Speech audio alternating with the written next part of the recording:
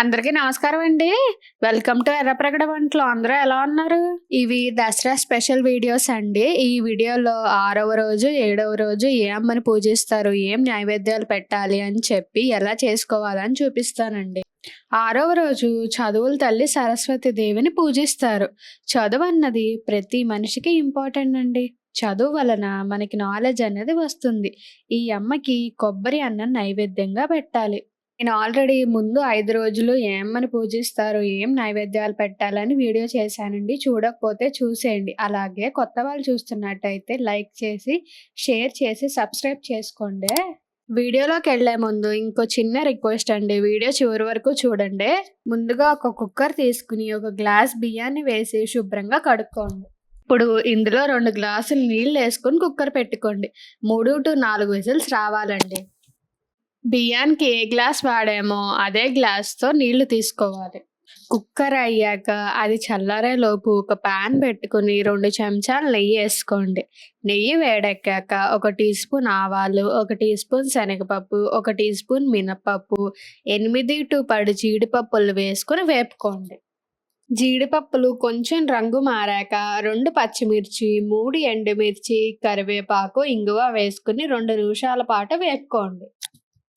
ఆ తర్వాత 1/2 కప్ కొబ్బరిని ఈ విధంగా తరుక్కుని వేసుకోండి.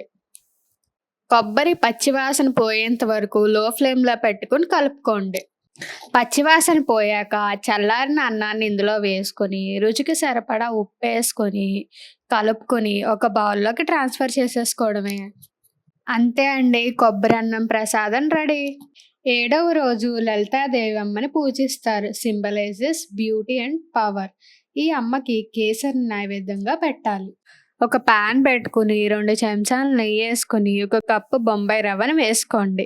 ఇది 5 నిమిషాల పాటు మీడియం ఫ్లేమ్‌లో పెట్టుకుని లైట్ గోల్డెన్ కలర్ వచ్చేంత వరకు వేయించుకోండి. అలా వచ్చాక ఒక ప్లేట్‌లోకి ట్రాన్స్‌ఫర్ చేసుకుని పక్కన పెట్టేసుకోండి. ఇప్పుడు అదే ప్యాన్‌లో 2½ కప్ వాటర్ వేసుకోండి. బొంబాయి రవ్వ ఏ కప్పుతో తీసుకున్నామో అదే కప్పుతో వాటర్ కూడా తీసుకోవాలండి. ఇప్పుడు లైట్‌గా కుంకుమ పువ్వు వేసుకోండి. నీళ్ళు అన్నది మరుగుతున్నప్పుడు ఇందాక వేయించుకున్న రవ్వని కొంచెం కొంచెం వేసుకుంటూ ఉండలు లేకుండా కలుపుకోవాలండి.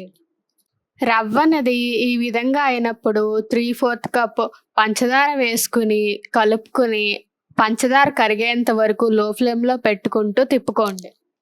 ఇప్పుడు 2 చెంచాలు నెయ్యేసుకుని 8 జీడిపప్పులు, 8 కిస్మిస్‌లు గోల్డెన్ బ్రౌన్ వచ్చేంత వరకు వేయించుకుని ఇందులో వేసేసుకోవడమే. అంతే అండి, ఎంతో రుచికరమైన కేసరి ప్రసాదం రెడీ.